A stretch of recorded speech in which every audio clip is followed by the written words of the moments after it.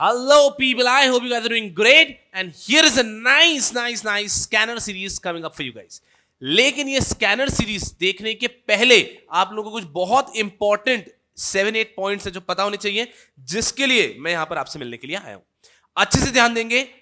Listen to me very very very carefully. इसको हम नाम दे रहे हैं एक्स्ट्रा एज स्कैनर सीरीज. इसको हम नाम दे रहे हैं एक्स्ट्रा एज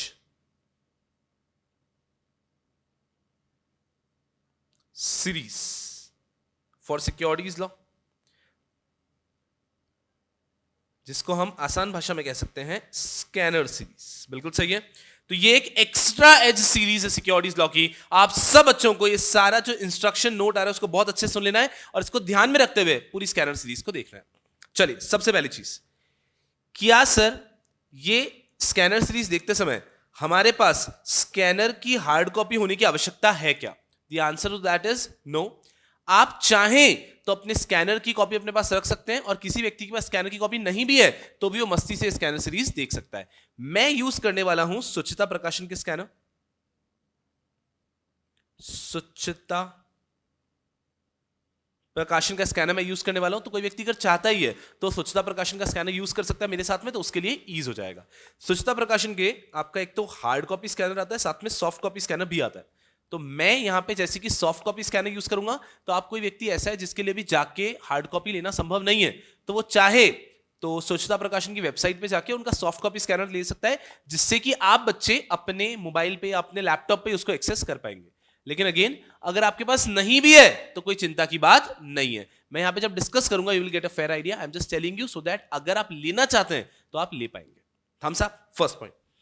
दूसरा पॉइंट यार, जब ये स्कैनर सीरीज डिस्कस करूंगा इसमें मैं लेटेस्ट अटेम्प्ट के क्वेश्चंस डिस्कस नहीं करूंगा. ठीक है बेटा जी?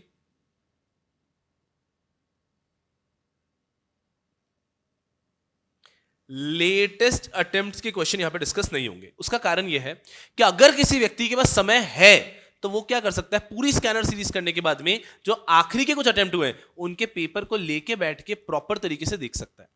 तो उसमें फायदा क्या होगा बेटा जी? उसमें फायदा ये होगा that you will have mix question. यहां स्कैनर सीरीज में तो चैप्टर वाइज होंगे, you will have mix question and you will be able to figure out कि मुझे जम रहा है या नहीं. लेकिन ये उसी व्यक्ति को करना है जिसको समय परमिट कर रहा है. बिल्कुल ठीक है. तो अगर आपके पास प्रिपरेशन में आपकी पूरे रेगुलर नोट्स, रेगुलर लेक्चर्स अच्छे से हो चुके हैं, एडिशनल टॉपिक्स अच्छे से हो चुके हैं, क्विक रिविजन हो चुके हैं, आपका रिविजन बहुत अच्छे से हो चुका है, टेस्ट सीरीज हो चुकी है और फिर भी आपके पास समय है एग्जाम तक, तो आप 3 घंटे का टाइमर लगा के कोई भी पास्ट पेपर लेके लिखने की प्रैक्टिस कर सकते हो. तो उसके लिए लेटेस्ट अटेम्प्ट के क्वेश्चंस यहां पे हम लोग डिस्कस नहीं करते हैं, ताकि आपके लिए एक सरप्राइज एलिमेंट बना रहे. ठीक है गुंडे? उसके बाद में बहुत इंपॉर्टेंट बात, सबसे इंपॉर्टेंट बात यह है बेटा जी, क्या है यारो, what is this scanner series? As I am saying, extra edge. खाना बन चुका है बहुत सुंदर सा, अब हम उसके ऊपर गार्निशिंग कर रहे हैं. केक बन चुका है बहुत सुंदर सा, अब उसके ऊपर हम क्रीमिंग कर रहे हैं. ये जो आप बच्चे करते हैं ना, ये तभी सेंस बनता है जब आपका डिश टेस्टी है, तब तो गार्निशिंग का कोई सेंस बनेगा. सो ये जो एक्स्ट्रा एज सीरीज यहां पर सिक्योरिटीज लॉ की आ रही है, this is going to be relevant for only someone who has done the regular batch properly, the regular notes properly, the additional notes properly. कोई एक व्यक्ति जो ये सब बहुत अच्छे से कर चुका है, जिस व्यक्ति का रिवीजन बहुत अच्छे से हो चुका है, अब उसने एक्स्ट्रा एज के लिए आना चाहिए. एक्स्ट्रा एज के लिए आप तब आएंगे ना जब आपका रिवीजन अच्छे से हो चुका है. कोई व्यक्ति का अगर रिवीजन भी चल रहा है कि सर मैं तो अभी तक पता नहीं चल रहा है क्या करूं क्या नहीं करूं, तो उस व्यक्ति ने, जिस व्यक्ति का रिवीजन ही अच्छे से नहीं हुआ है, वो सीधा एक्स्ट्रा एज लेने की कोशिश करेगा तो अननेसेसरी परेशानी होगी. तो मेरा सुझाव क्या है कि जब आप बच्चे का ये सब बहुत अच्छे से हो चुका है, तब आपने स्कैनर सीरीज के लिए आना है, तब आपने एक्स्ट्रा एज सीरीज देखनी है. लॉजिकल है. फोर्थ पॉइंट, बहुत इंपॉर्टेंट पॉइंट ये भी बेटा जी, सुनना अच्छे से. आप क्या कर सकते हैं, you can have a page with you. एक ब्लैंक पेज ले लीजिए. जब आप स्कैनर सीरीज देख रहे हैं उसमें आप क्या कर लीजिए, 2 लिस्ट बना लो. एक तो कोई भी चीज अगर आपको लिखती है very important, most important topics, तो अगर आपको लगता है कि कोई चीज बहुत ही इंपॉर्टेंट है तो उसकी लिस्ट बना लो कि कोई क्वेश्चन है जो लगातार बार बार पूछा गया है. कंडीशनल ऑफर है टेक ओवर कोड में जो बार बार पूछा गया है, फास्ट ट्रैक इशू है आईसीडीआर में बार बार पूछा गया है, आपको लगता है कोई भी टॉपिक बार बार पूछा गया है तो उसको एक स्टार मार्क करके टॉपिक्स का लिस्ट बना दो. दूसरा, कोई भी नया पॉइंट अगर आप सीखते हो तो एक और लिस्ट बना लो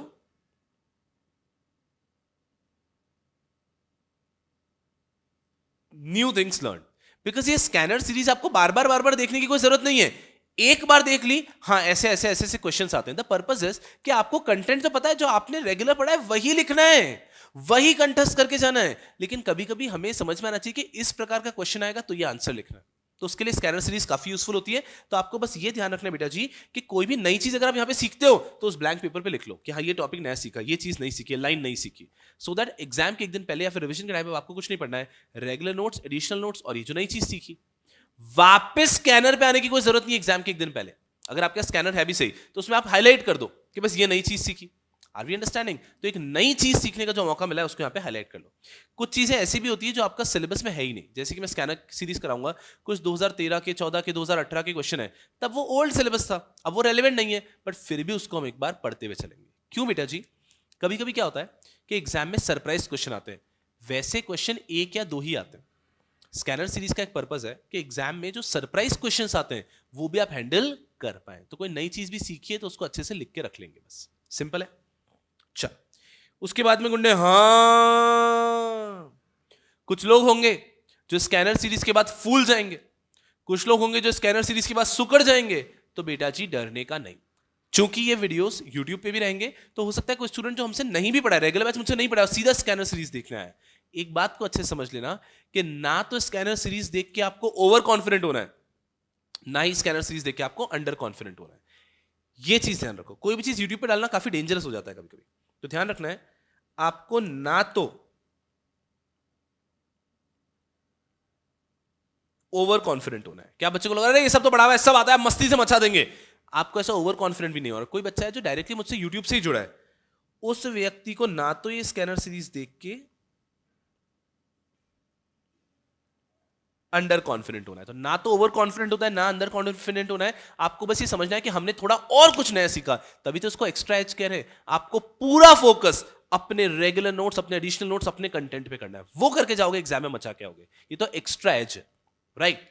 चल, जब हम देखते हैं ना, जैसे कि मैंने पहले बताया कि हमारी पिछले कुछ अटेम्प्ट में एक बच्ची थी मानिया श्रीवास्तव, EIR 1, जबरदस्त। उसके बाद में एक बच्ची थी पिछले अटेम्प्ट में who scored 94 in securities law. तो ये बच्चे वो नहीं थे कि जो बच्चे एकदम ही तूफान, एकदम ऐसा कि मतलब सर एकदम सब कुछ जबरदस्त आता है।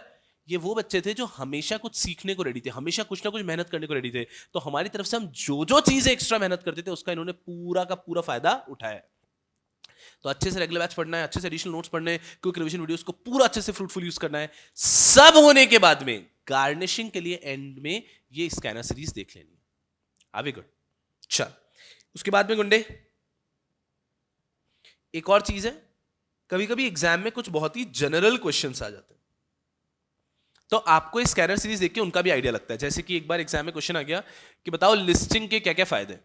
तो ऐसा कहीं पे लिखा हुआ नहीं है कि लिस्टिंग के क्या क्या फायदे हैं, लेकिन अगर आप जनरली भी सोच लिस्टिंग क्या फायदे हैं, कंपनी को फायदा ये हो जाता है कि कंपनी को विजिबिलिटी अच्छी मिलती है, गुडविल अच्छी मिल जाती है, कंपनी को अपने फायदे होते हैं, राइट? कंपनी को पैसा रेज करना ईजी हो जाता है। इन्वेस्टर के अपने फायदे हैं कि उसका इन्वेस्टमेंट जो है वो लिक्विड होता है, जब चाहे वो बेच सकता है। इन्वेस्टर को कंपनी के ज्यादा डिटेल्स मिलते हैं अगर वो लिस्टेड कंपनी में इन्वेस्ट करेगा। तो जनरल क्वेश्चन भी कभी कभी आ जाते हैं, तो आपने उन जनरल क्वेश्चंस को भी कैसे हैंडल करना है वो भी स्कैनर सीरीज में आपको एक आइडिया लगेगा। बिल्कुल ठीक है, तो मस्ती से बस सुनते जाना है। उसके बाद में गुंडे, हाँ मैं सही कह रहा हूं, ये बात तो आप मानते ही नहीं हो। Don't, do not watch the scanner series on 1.5x। बेशरम बच्चे, स्कैनर सीरीज 1.5x पे नहीं देखने का है, क्योंकि स्कैनर सीरीज में मुझे पता है कि आपका समय बिल्कुल वेस्ट नहीं करना है। मैं खुद 1.5 पे बोल रहा हूं। स्कैनर सीरीज में आई नो दैट आप बच्चों के पास समय नहीं है और आप बच्चों का फटाफट से स्कैनर सीरीज कंप्लीट करना है, एक्स्ट्रा एज फटाफट से देना है आपको। तो उसके लिए मैं खुद ही 1.5x पे पढ़ाता हूं, तो आपने उसको 1.5x पे देखना नहीं है। आपका 1.5, मैं ऑलरेडी 1.5, वो कुछ 3 हो जाएगा और फिर कुछ समझ ही नहीं आएगा। ठीक है, तो इसको 1.5 पे नहीं देखना है। और उसके बाद में एक लास्ट पॉइंट गुंडे ध्यान रखेंगे कि स्कैनर में कभी भी आप किसी भी क्वेश्चन का आंसर देख रहे हो तो उसकी साइज के बेस पे उसको जज नहीं करना है। वो उसके अंदर उन्होंने साइज को कोई उन्होंने ऑर्गेनाइज नहीं किया है। 4 मार्क्स के क्वेश्चन के लिए 2-2 पेज के आंसर दिए, कभी कभी 4 मार्क्स के क्वेश्चन के लिए 2 लाइनर आंसर दिया। तो आपको सिर्फ क्वेश्चन देखना है और आपको समझना है कि मुझे जम रहा है या नहीं, इसके अंदर आंसर में क्या लिखना होगा, बस। उनका जो साइज ऑफ द आंसर, उनका फॉर्मेट ऑफ द आंसर है, उसको फॉलो नहीं करना है। वो आपको अपने ही फॉर्मेट में आंसर्स लिखने हैं। ये कुछ बहुत अच्छी चीज है। Don't follow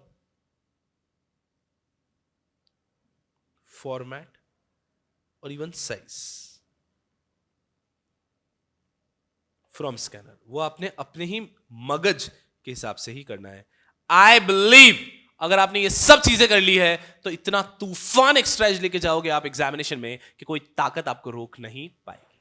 okay, I hope you guys are going to certainly enjoy the scanner series. बेटा जी इसी तरह से खूब खूब पढ़ो एंड खूब आगे बढ़ो। All the best, take care of yourself, make me proud, make your parents proud, make everyone around proud. All the best, bye bye. Yes people, let's do it. चलिए यारो, हम लोग हैं टेक ओवर कोड के ऊपर। Take over code के पास question देख रहे हैं, फटाफट से खत्म हो जाएंगे, आपको पता भी नहीं चलेगा। चलिए यारो, पहला क्वेश्चन दिख रहा है, right A short note on, right a note on the following conditional offer. काफी आसान, नॉर्मल प्रोविजन हमने रेगुलर बैच के अंदर भी पढ़ा हुआ है।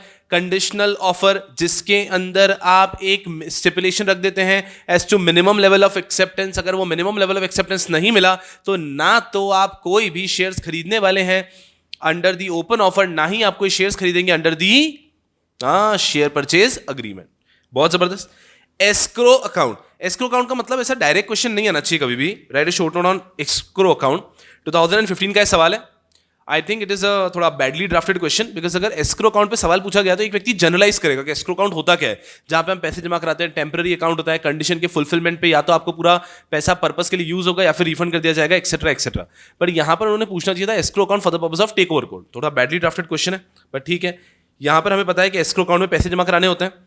जब भी टेक ओवर कोड के अंदर एस्क्रो अकाउंट ओपन होता है कि जब भी एक अक्वायरर ओपन ऑफर दे रहा है तो उसको ओपन ऑफर के पहले एस्क्रो अकाउंट के अंदर पैसे जमा करवाने। वो जो प्रोविजन हमने पढ़ा है वो का वो यहां पर आएगा। उसके बाद में आता है acquire, right short note on acquirer in take over code. क्या अक्वायरर कौन हो सकता है? तो अक्वायरर की डेफिनेशन आपको यहां पे लिखनी है, कुछ भी नहीं। फिर आता है creeping acquisition limit. Creeping acquisition limit is nothing, जो सेकंड ट्रिगर पॉइंट है उसी को अगर आप दूसरी तरीके से पढ़ते हैं तो क्रीपिंग एक्विजिशन होता है when any acquirer along with PSE is already holding 25% or more shares and intends to acquire up to 5% shares in a financial year, he is not required to give any open offer. That is creeping acquisition limit. बहुत ज्यादा आसान है। फिर आता है what disclosures as prescribed by SEBI are to be made by acquirer। बहुत अहम question, मैंने आपको पढ़ाते टाइम भी बताया था, रेगुलर बैच के लास्ट पेज पे आपको दिखेगा नोट्स में, disclosures under take over code. तो जो डिस्क्लोजर्स है वो काफी अहम है, तो सारे डिस्क्लोजर्स यहां पे लिख देने, स्पेशली 29(1), 29(2). ये 30 वगैरह के डिस्क्लोजर्स तो अब एप्लीकेबल भी नहीं है, बट ठीक है। उसके अंदर प्लेज और एनकम्बरेंस के 31 का आ जाता है, एंड दैट्स इट। तो आप 30 का डिस्क्लोजर एग्जाम में लिख सकते हो पूरा, 29, 30, 31। फिर आप लिख सकते हो नीचे नोट करके that disclosures under regulation 30 are no more required. अभी तक मॉड्यूल से हटा नहीं है, इसलिए हम उसको वहां पर लिख रहे हैं। फिर आता है नेक्स्ट सवाल 2015 के अंदर, disclosures requirement on the acquisition of shares of a listed target company beyond certain limit are only on acquirer and not on the target company. इसके अंदर आप क्या करेंगे, पूरा का पूरा डिस्क्लोजर के बारे में लिख देंगे। एग्जाम में ऐसे कुछ घुमा फिरा के सवाल पूछे जाते हैं, आपको ध्यान रखना है कि आपको क्या करना है, आपको क्वेश्चन को पढ़ना है, you have to identify the topic and then you have to explain the topic. पूरा आपको कुछ नहीं लिखना है, बिकॉज डिस्क्लोजर्स जो हैं वो हमेशा अक्वायरर पे ही रहते हैं, टारगेट कंपनी पे नहीं आते, अक्वायरर पे ही आते हैं। तो डिस्क्लोजर्स जो अक्वायरर के पूरे के पूरे आपको यहां पे लिख देने, इजी पीजी। फिर आते हैं 3 सवाल, कमेंट ऑन द फॉलोइंग।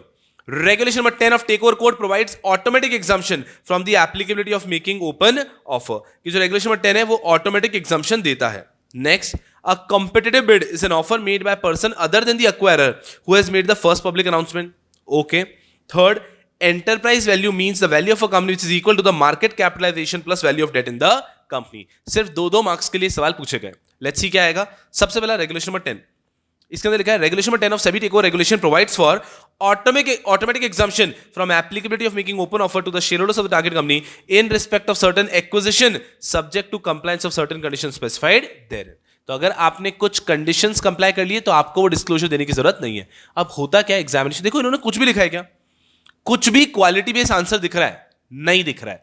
लेकिन एग्जाम में सवाल आ गया, अब एक बच्चा सोचता है हमें तो पता ही नहीं है क्या लिखना है। देखो आप क्या आंसर आया मॉडल आंसर में, कुछ भी दिमाग नहीं लगाना है आपको, कुछ भी दिमाग नहीं लगाना है, और मस्ती से बस स्मार्टली उस क्वेश्चन के आंसर को फ्रेम करना है। 2 मार्क्स का क्वेश्चन है, आपको बस इतना सा लिखना था कि एग्जाम्पशन मिल सकते हैं अगर आप कंडीशंस कंप्लाई करें तो।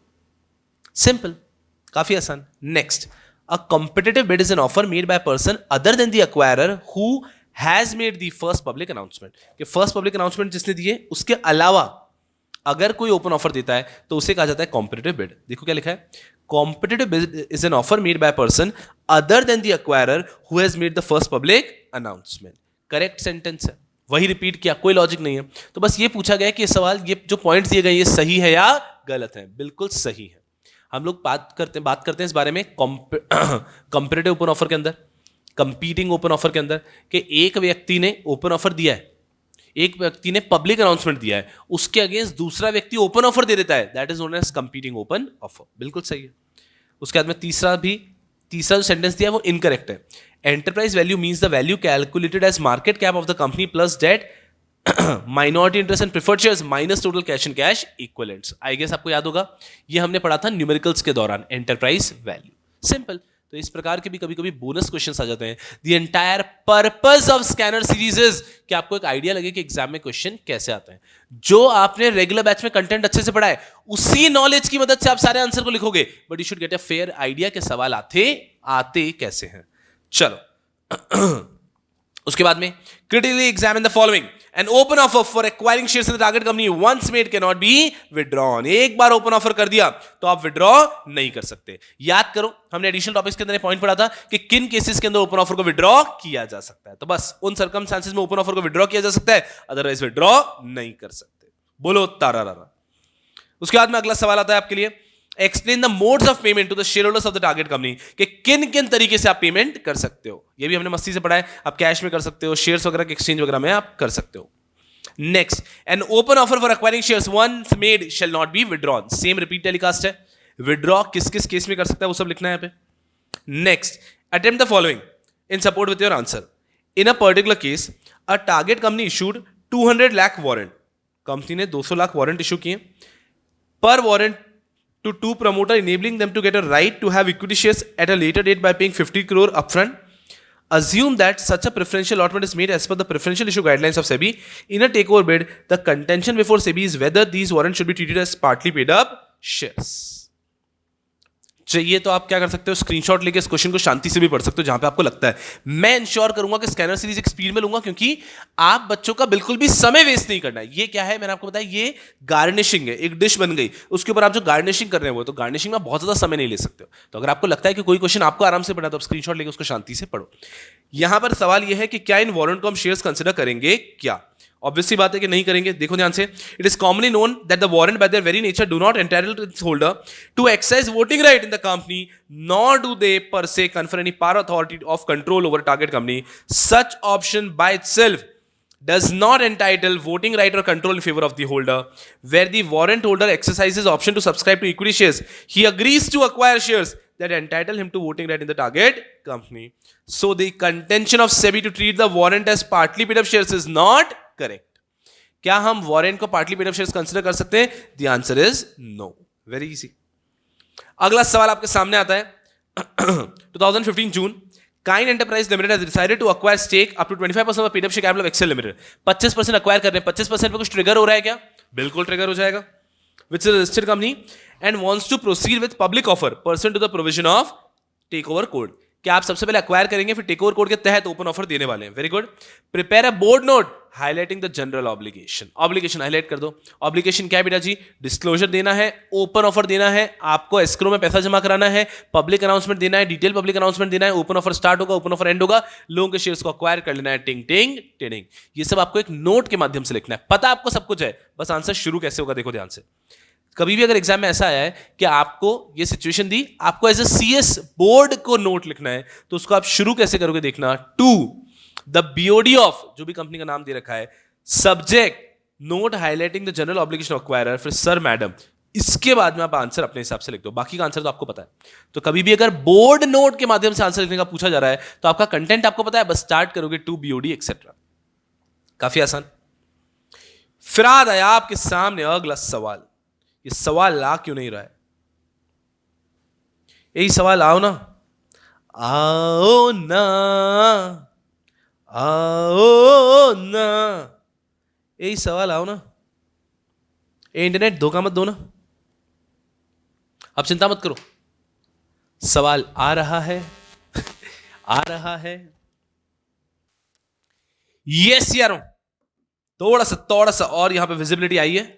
नेक्स्ट क्वेश्चन जो हमारा है that is an acquirer holding 25% और more but less than maximum permissible non public share holding of the target company. एक व्यक्ति 25% या उससे ज्यादा होल्ड कर रखा है लेकिन less than maximum permissible non public share holding. याद आ रहा है ना, इसका मतलब क्या है? 25% पब्लिक के पास छोड़ना होता है।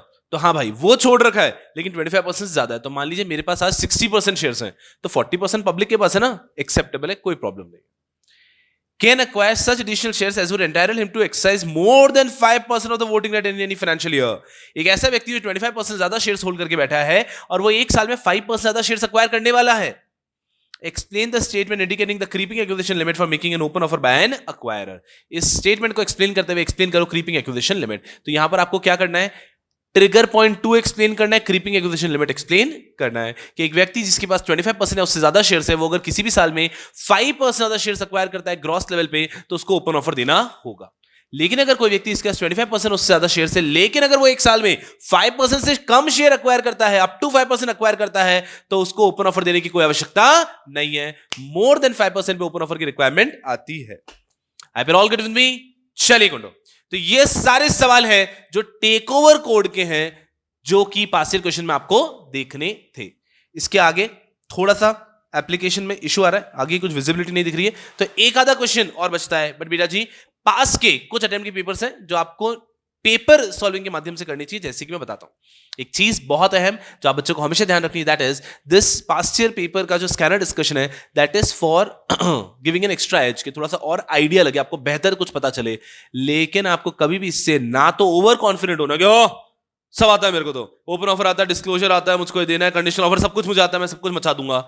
नहीं, ना ही आपको अंडर कॉन्फिडेंट होना है कि हाय दैया मुझे तो कुछ याद नहीं आ रहा। आपको एक बैलेंस बना के रखना है, अपने मेन नोट्स, अपने एडिशनल नोट्स पे फोकस करना है, अच्छे से उनका बार बार लगातार रिवीजन करते हुए जाना है, and then there will be nothing which will be able to stop you in the final examination. Okay, तो खूब खूब पढ़ो एंड खूब खूब आगे बढ़ो। Bye bye, I am gonna see you with another episode of scanner series. Bye bye.